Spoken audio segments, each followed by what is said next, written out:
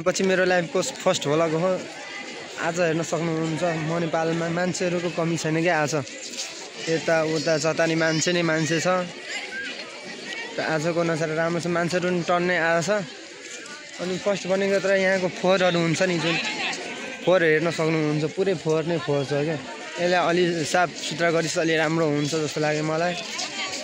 अनि डस्टबिन राख्नु पर्छ सबैभन्दा ठुलो पहिला कुरो, तर डस्टबिनहरू केही राख्दैनन् यिनीहरूले।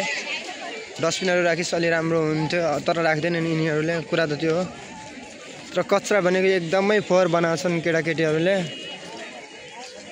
झन् राम्रो ठाउँमा मन्दिर भन्ने मण्डप भन्ने ठाउँमा अनि यिनीहरूले कचरा बनाउँछन् क्या।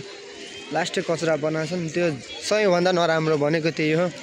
ठाउँ ठाउँमा डस्टबिन हालिदिएपछि अलि राम्रो हुन्थ्यो, तर हाले छैन, केही छैन। अब समथिङ राख्छ होला, अलि पछि राख्छ होला, त्यति भएछ अलि राम्रो हुन्छ जस्तो लाग्यो मलाई।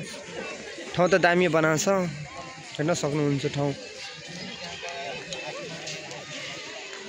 दामी ठाउँ छ, तर ठाउँ दामी भएर के गर्ने, फोहोर यहाँको मान्छेहरू फोहोर अलि बढी नै फालिरहेछ क्या। कुरा मेन भनेको त्यो हो।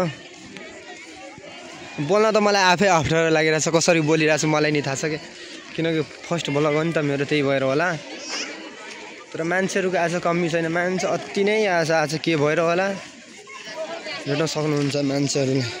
यहाँ यति छ, फेरि उता नि छ, पुरै मान्छे नै मान्छे छ आज। ल पछि भेटौँला गाइस।